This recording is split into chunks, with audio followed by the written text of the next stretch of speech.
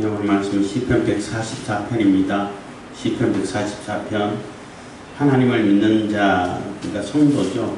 하나님을 믿는 자가 받을 복에서 성도들이 받을 복을 이렇게 얘기한다, 노래하는 시라고 말할 수 있는데, 하나님을 믿는 자의 그 삶의 자세를 얘기해 주는 것이기도 하고, 이 시는 제왕시라고도 하기도 합니다. 그래서 왕들이 앞으로 이스라엘을 다스려가야 왕들이 어떤 자세로, 어떤 마음으로 하나님을 대하고 또 이게 왕의 직분을 통치를 해 가야 될 것인가 하는 그러한 지침서도 될 수 있다라고 볼 수 있는 것입니다.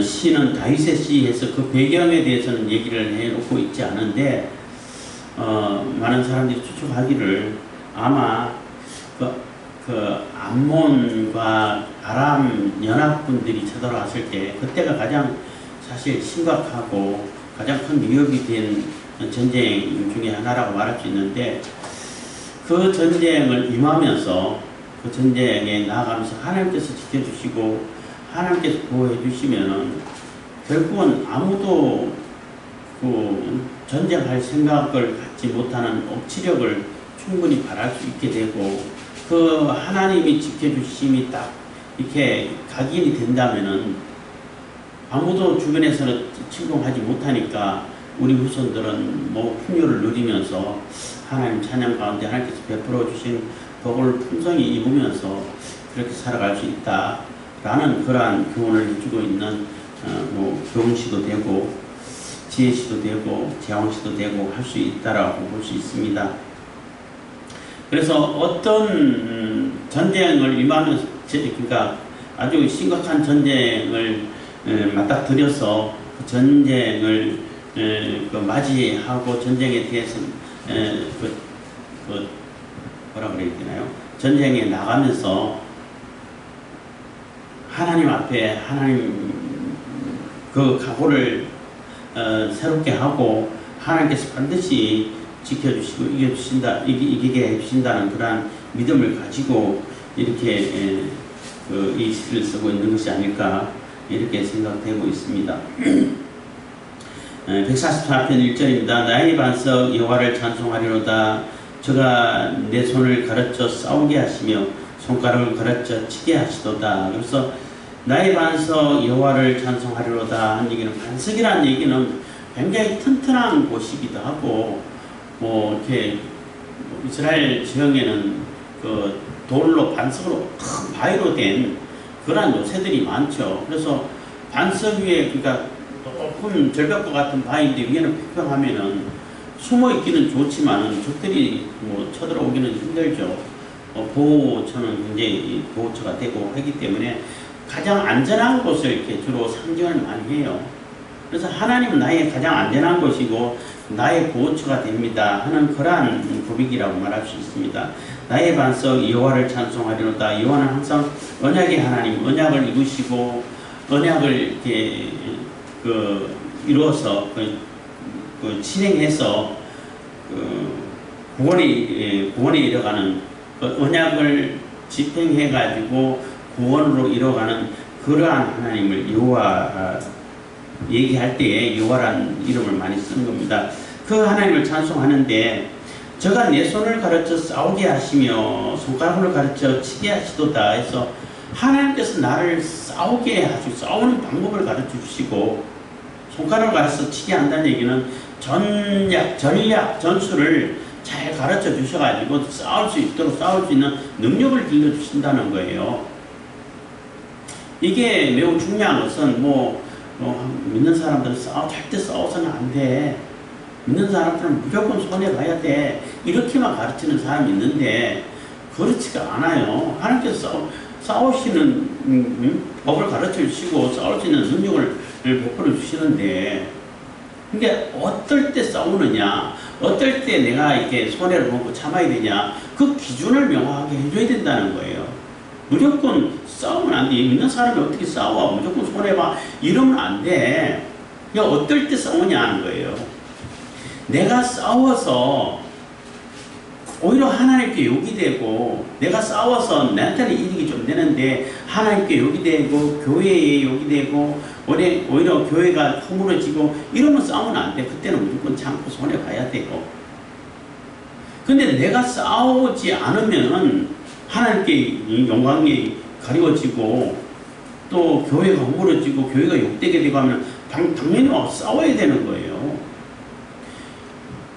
다윗이 골리앗을 앞두고 싸우러 나갈 때 뭐 너는 상대도 안 돼 가지마 했는데도 싸우겠다는 얘기는 하나님의 이름을 모욕하고 있잖아요. 이스라엘을 모욕하고 있잖아. 하나님의 이름을 욕되게 하고 있잖아. 그러면 당연히 가 싸워야 된다는 거예요. 내가 죽더라도 싸워야 된다는 거예요. 그 기준을 명확히 놓고 싸울 것인가 말 것인가를 판단해야 된다는 것이고, 또 어떤 분들은 성령께서 다 하시는 거야. 하나님 뜻이야. 그것은 전략이고 뭐 전술 이런 거 다 필요 없어. 그냥 가만히 있으면 돼. 그것도 말이 안 돼요. 하나님께서 얼마나 전략적인 분이시고 전술을 가르치시는 분이신데. 또 이 구절을 보면 생각나는 게 있어요. 신학교 다닐 때 이제 종종 나오는 질문이고 또 이제 아이들 가르치다 보면 또 질문하는 것 중에 하나인데, 하나님은 무식한 자를 들어서 유식한 자를 부끄럽게 한다고 그랬는데요. 이런 질문을 자꾸 해. 주로 이제 어떤 사람들이 질문하냐면 공부하기 싫어하고 공부 뭐 필요 있습니까? 안 해도 되지요. 뭐 무식한 자를 하나님께서 들었었지 유식한 자를 들었었습니까? 이런 논리로 말도 않는 자기 합리화를 하기 위해 가지고 그런 질문을 많이라기보다는 종종 할 때가 있어요. 그럴 때 교수님이 그때 답을 하셨고, 또 저도 이제 아이들 가르칠 때 답을 많이 했는데, 무슨 얘기냐, 하나님은 무식한 자를 들어서 유식한 자를 이렇게 부끄럽게 하신 거 분명히 맞는데, 그 무식한 자를 들어 쓰실 때 절대 무식한 상태로는 절대 안 쓰신다는 거예요. 그 무식한 자를 들어서 혹독한 훈련을 시켜가지고 잘 가르쳐가지고 유식한 자보다 뛰어난 지략을 가지고 지혜를 주셔가지고 그렇게 쓰시죠. 왜 무식한 상태로 써요? 무식한 상태는 절대 안 써요. 그러니까 신학 공부해야 되는데 공부하기 싫고 시험 쳐야 되는데 시험 공부하기 싫고 이러니까 자꾸 그런 핑계를 갖다 대고 하는 걸 이렇게 봤었는데, 참 어리석은 것이 하나님께서는 가르쳐 쓰셔요. 유식한 자를 왜 안 쓰시냐 하면 말 안 들어서 안 쓰시는 거예요. 하라고 하면 해야 되는데 안 해. 무식한 자는 모르니까 하라고 한 대로 그대로 해. 그리고 가르치기가 훨씬 쉬워요. 어쨌든 간에 하나님께서는 쌓을 수 있는 능력을 주시고 방법을 가르쳐 주시고 전략도 다 짜주신다는 얘기예요. 그렇기 때문에 전쟁에 능하신 하나님이라고 말씀하시는 거예요. 그래서 절대 하나님은 전술 필요 없어, 전략 필요 없어, 이런 무식한 얘기 하지 마시고, 성령께서 다 하시는 거야, 전략 필요 없어, 그런 얘기 하지 마시고, 계획을 좀 짜시고, 전략 좀 짜시고, 하나님의 일을 할 때는 어떻게 하면 효과적일 것인지, 어떻게 하면 조금 더 저비용으로 고효율을 나타낼 것인지, 이런 거 연구를 해야 돼요. 너무 연구 안 하는 것 같아. 그 하나님 이름을 대고 또 뭐든지 얘기하면 이거 하나님 뜻이야 이렇게 뭉뚱그려 넘어가려고 하는 사람도 많은데, 하나님 뜻 안 해요. 아무 때나 가서 하나님 뜻 이렇게 갖다 붙이면 안 돼. 그런 경우를 종종 봐서 생각나가지고 이렇게 좀 길게 또 흥분해서 얘기하는 것 같은데, 하나님은 절대 꼭 싸워야 할 싸움은 가르치시는 거예요. 싸우는 방법도 가르치시고 전략도 짜주시고 싸울 수 있는 능력도 주시고 하는 거예요. 그리고 전쟁에 내보내는 거예요. 그렇기 때문에 이기죠. 그렇기 때문에 하나님께서 내보내시는 전쟁은 다 이겨요. 왜 이기냐면은 방법도 가르쳐주시지, 싸울 능력도 주시지, 전략도 다 짜주시지. 그거 못 이기면 바보죠, 오히려. 2절입니다. 여호와는 나의 인자시요 나의 요새시요 나의 산성이시요 나를 건지시는 자시요 나의 방패시요 나의 피난처시요 내 백성을 내게 복종케 하시는 자시로다. 해서 여호와 하나님께서 나의 인자시라는 얘기는 하나님의 인자하심이 내게 임했다는 거예요. 하나님의 인자하심이 내게 임해가지고 나도 인자를 베풀 수 있는, 그래서 싸워가지고 적들이 항복하면은 그 항복한 자들에게 인자를 베풀어서 조공받는 걸로 그치고 예를 들면 그렇다는 얘기예요. 또 백성들, 군사들을 어떻게 하면 군사들이 덜 피해를 입을 수 있을까? 이 군사들이 더 힘을 내서 싸움을 잘할 수 있도록 만들 수 있을까? 이러한 생각을 할 수 있게 한다는 거예요. 그게 여호와는 나의 인자하심입니다. 인자하십니다. 라고 고백하는 것입니다. 나의 요새요. 그리고 내가 피해서 안전하게 거하는 곳이고, 산성도 마찬가지고, 건지시는 자, 구원하시는 자, 위기에서 벗어나게 해주시는 자, 뭐 다 같은 얘기죠. 나의 방패시요 보호장구죠. 하나님 나의 보호자시고 보호처고, 나를 건지시는 구원자시고, 나의 피난처시고, 내가 피할 곳이 되는 것이고, 그리고 내 백성을 내게 복종케 하시는 자시로다 해서, 내가 하나님의 인자하심을 받아가지고 인자함을 보여주고 베풀어주고, 또 하나님이 내가 하나님께 피해가지고 하나님이 나 보호자가 되시는 것을 실천해 보여주고 하게 되면은 백성들도 군사들도 자연스럽게 따르게 된다는 거예요. 복종케 만들어 주신다는 거죠. 뭐 강압으로, 억압으로, 폭력으로 그냥 그들을 제압해가지고 마지못해 복종하게 만드는 그런 군림하는 왕이 아니라, 스스로 존경하는 마음을 가지고 저렇게 하니까 하나님께서 도와주시는 거구나. 하나님의 인자를, 하나님께서 인자를 베풀어 주셔가지고 또 그 인자를 우리에게도 베풀어 주시는구나. 이런 것을 볼 때에 그 백성들이 따르지 않겠어요? 당연히 따르죠. 예수님께서 그렇게 말씀하시잖아요. 진짜 지도자가 되려면은 섬기는 자가 되라고. 섬기는 자가 되면은 그 섬김 받는 자들이 따를 수밖에 없죠. 뭐 감격으로 진심으로 따르죠. 목숨 걸고 따라요. 진짜 지도자가 돼요. 군림하는 자가 되면은 따르는 채 할 뿐인 거죠. 기회가 되고 능력만 되면은 언제든지 배반을 하지요. 그거는 진심으로 따르는 것이 아닙니다. 그것처럼 이렇게 만들어 주셨다는 겁니다. 3절, 여호와여 사람이 무엇이간데 주께서 저를 알아주시며 인생이 무엇이간데 저를 생각하시나이까. 뭐 이게 많이 나오는, 이렇게 다윗이 주로 많이 쓰는 표현입니다. 그래서 하나님께서 이렇게까지 나를 이렇게 생각해 주시고, 또 우리를 보호해 주시고 지켜 주셔가지고 이렇게 높여 주시고 또 이렇게 다스리게 해 주십니까 하는 그러한 감격을 노래하는 것이죠. 여호와의 사람이 무엇이간데 주께서 저를 알아주시며 인생이 무엇이간데 저를 생각하시나이까. 사실 뭐 사람, 인간 아무것도 아니죠. 티끌의 존재밖에 안 되죠. 흙에서 왔으니까. 물론 그 인간의 인권의 가치가 하나님의 형상이 있어요. 흙에 있지 않아요. 흙은 그냥 흙의 가치죠. 흙의 가치는 뭐 별 가치가 안 되지. 티끌의 가치밖에 안 되죠. 그렇다고 해서 육신이 가치 없다는 것이 아니라 귀하게 쓰임 받기 때문에 또 가치 있어요. 하나님의 성전으로서 쓰임 받을 수 있어요.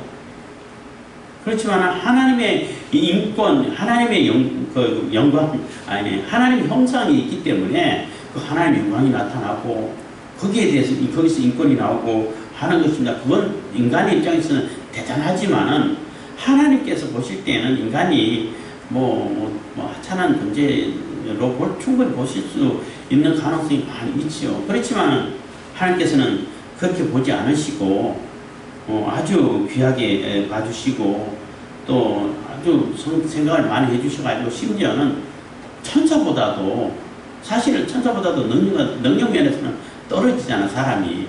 근데 천사를 우리는 자로 주셨다는 거예요. 천사보다도 영광스럽게 만들어 주셨다는 거예요. 얼마나 대단하게 우리를 높여주시냐는 겁니다. 그래서 하나님께서 그만큼 높여주시는 존재이기 때문에 굉장한 그 가치가 있는 존재가 되는 거예요. 그래서 인권이 나오는 거예요. 함부로 할 수 없는 그러한 존재가 됐죠. 그래서 누가 그렇게 예화에 나옵니다. 예화에서 들은 겁니다만은 그런 예를 들죠. 여기 30 몇 킬로가 되는 그 다이아몬드 덩어리가 있고 여기가 아주 비싼 가치가 있는 그런 애완 동물이 있고 애완견이 있고 여기는 노숙자가 한 사람이 있는데 거기서 제일 하치가 나가는 것이 뭐냐는 거예요. 사람들은 이게 뭐야 다이아몬드 덩어리겠죠. 그리고 그 다음에 그 애완 동물이고 애완개고 같이 그 인권 뭐야 노숙자는 이거는 차라리 없어져야 된다라고 생각한다는 거예요. 근데 하나님 보실 때는 그 노숙자로 보이는 노숙자 처지에 있는 그 사람이 가장 귀한 존재예요. 하나님의 형상을 가진 존재인데. 그리고 굳이 따지자면은 애완견이겠죠. 그래도 오늘 가지고 또 이렇게 생물로 왔다 갔다 하고 하니까 하나님 보호가 필요한 존재니까 애완견도 다이아몬드는 그냥 돌덩어리예요. 그냥 있어도 되고 없어도 되고 뭐 아무런 소용없는 그러한 것이 다이아몬드예요. 하나님 보실 때는 그만큼 하나님께서는 인간을 귀하게 여겨주신다는 것입니다. 4절 사람이 헛것 같고 그 날은 지나가는 그림자 같으니이다. 그래서 사람 볼 때에 헛것 같고 지나가는 그림자 같고 너무나 짧고 무상하고 허무한 그러한 존재 같은데도 이렇게 귀하게 여겨주셔가지고 보호해 주시고 지켜주시고 인자를 베풀어 주시고 그렇게 한다는 것입니다. 여호와의 주는 주의 하늘을 드리우고 여호와의 주의 하늘을 드리우고 강림하시며 산들에 접촉하사 연기가 바라게 하소서. 그래서 하나님이 임재하시는 엄중하고 광대하고 광음한 표현이 잘 안 되는데 그 어마어마한 그 위엄을 갖춘 그런 모습을 이렇게 그리고 있는 거예요. 하나님께서 보잘것없는 그 인생 우리 인간에게 오시는데 어떻게 오시냐 그냥 조용히 살짝 오시는 게 아니라 어마어마하게 하늘을 드리우시고 하늘을 완전히 옷처럼 둘러가지고 드리우고 어마어마한 광경이죠. 들이시고 오시는데 산들이 산들에게 오시는 산들에 오는데 산들 세상 사람들이 생각할 때 산들은 뭐냐 어마어마한 그 세력이고 흔들림이 없고 뭐 대단한 존재로 있잖아요. 사람들은 그때 그 산들이 저쪽에 가지고 연기가 피고 오르고 뭐 환영하고 하나님께서 오실 때 빽빽한 구름으로 오신다는 인재를 상징하는 거잖아요.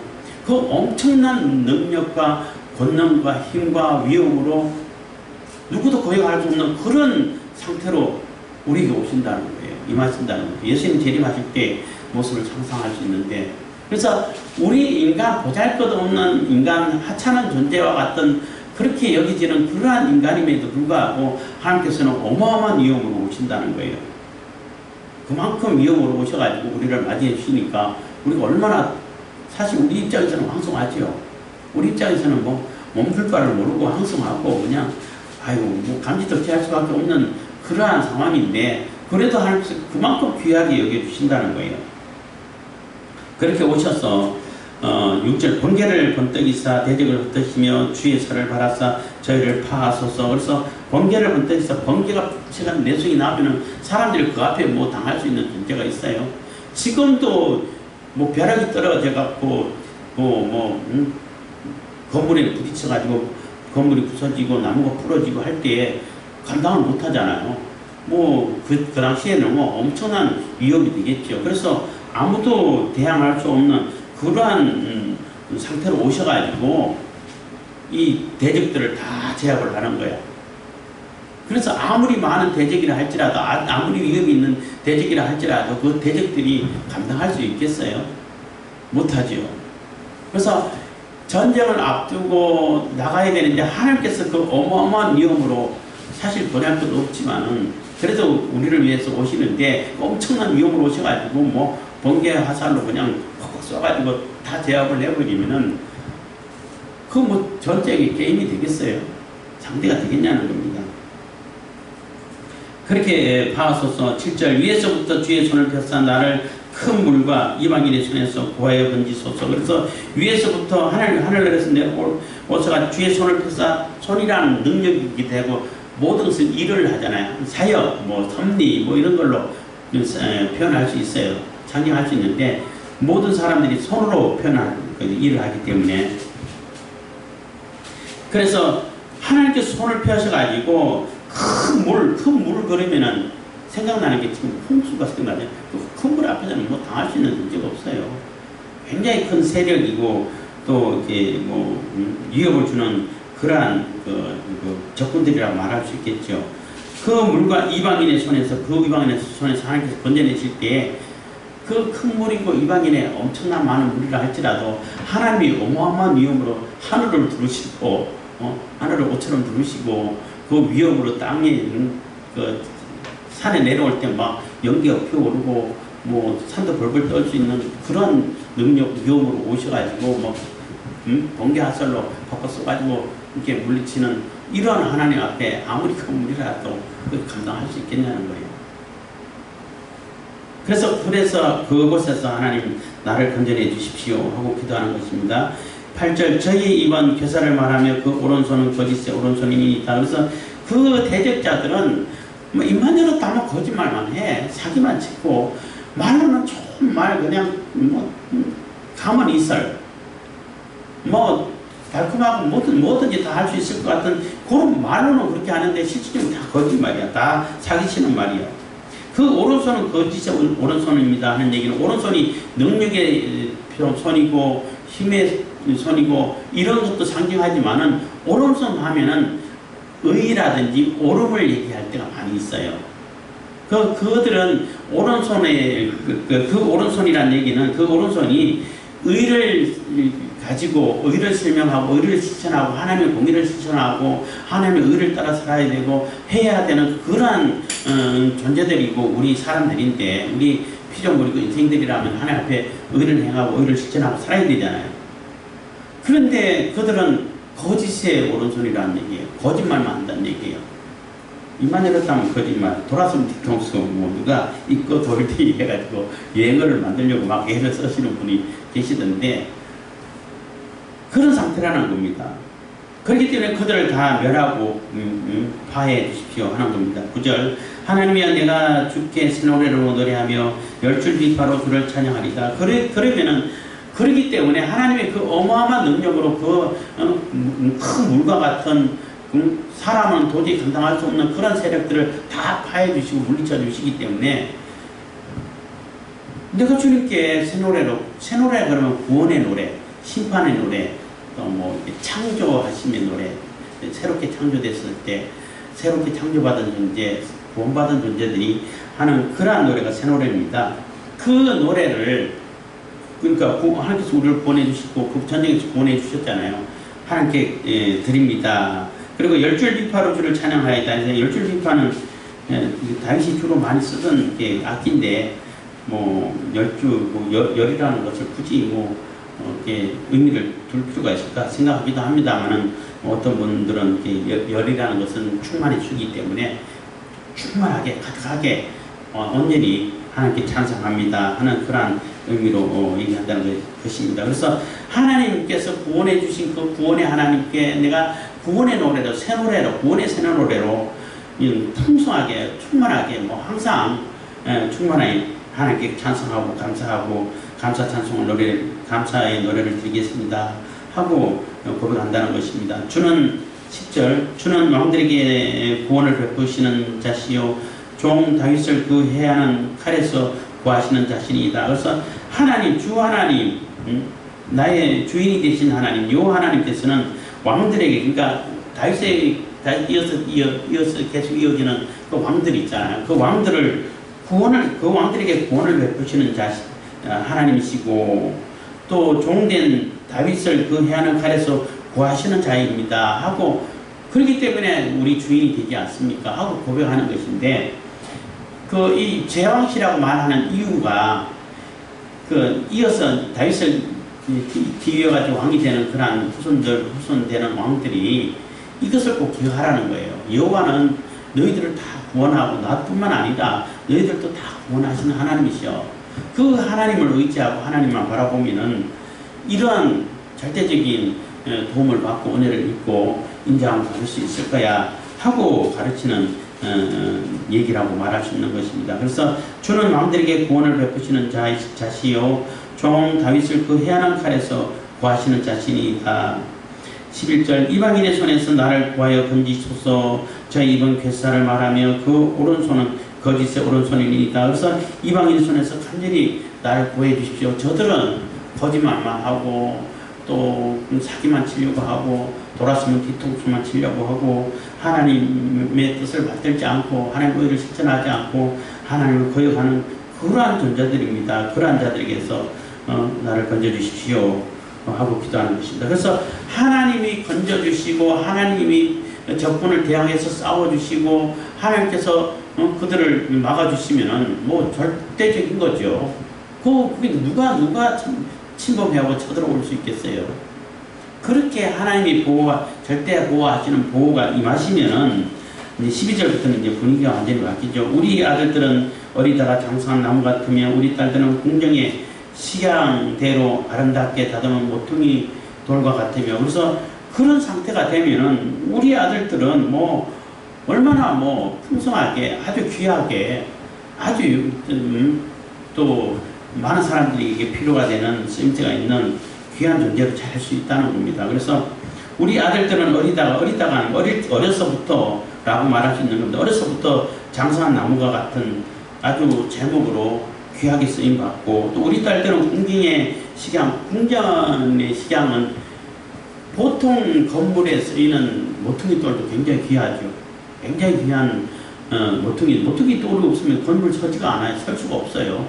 설 수가 없는데 궁정에 뭐 아주 예쁘게 그려지고 또 시향대로 다듬어진 그런 돌은 얼마나 더 귀하겠어요. 그리고 그냥 내세워 가지고 별로 그냥 광고하는 데만 쓰이는 게 아니라 모퉁이 돌로 쓰이는 아름다운 돌이라고 그러면 얼마나 귀하겠냐는 거예요. 굉장히 귀중한 일을 하고 귀중한 역할을 감당한다는 거예요.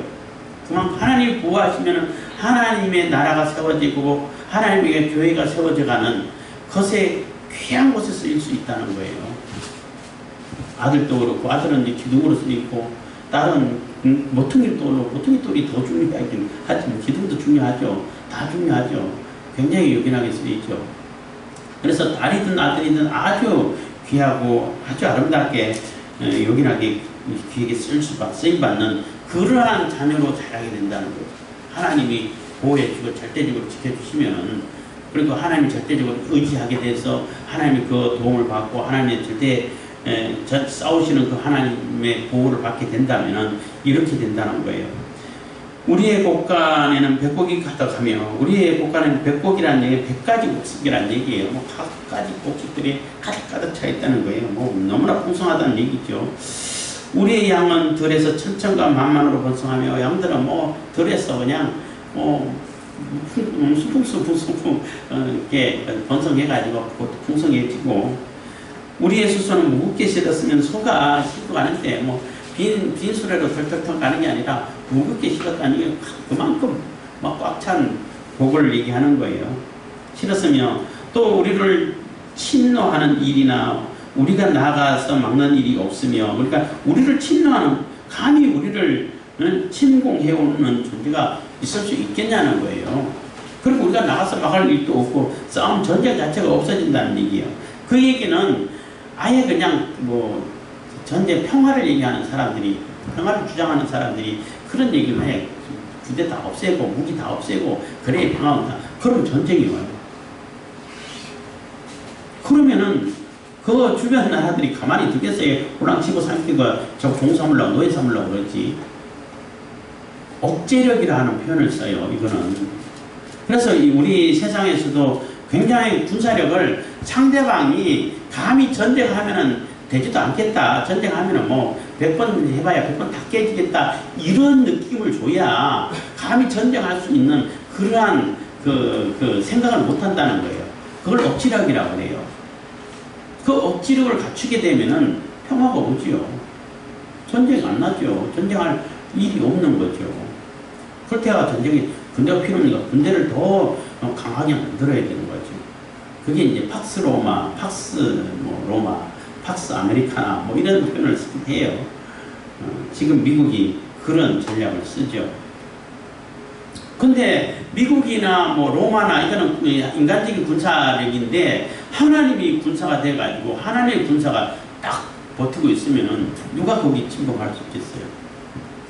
그래서 우리가 나가 막는 일이 없으며 우리 거리에는 습기 부러짐이 없을진데 해서 실질적으로 다윗이 그 전쟁을 다 마무리해가지고 아무도 다윗을 이렇게 침공해가지고 할 그런 생각 자체를 내려놓는 그런 상태가 됐죠. 그 주변 나라들 다 제압해가지고 조공을 받게 되고 그 조공 나라는 다 이름만 들어도 벌벌벌 떨 수 있는 그런 상태로 하나님께서 만들어 주셨어요. 그래서 아무도 다윗을 침공 못해와 그 이후로는 물론 이 암몬과 아람의 연합군 이후라기보다는 어쨌든 그 주변의 나라를 다 제압해가지고 그런 상태를 하나님께서 만들어 주셨죠. 그래서 하나님을 절대적으로 의지할 때 이러한 평화가 오고 이러한 복락이 올 수 있다는 겁니다. 15절 이러한 백성 그래서 하나님을 절대적으로 의지하고 하나님께서 우리를 절대적으로 지켜주시는 그러한 백성 그러한 백성 복이 있는 당연히 그러한 백성이 복이 있죠. 그런 백성이 될 때 복이 있는 거예요.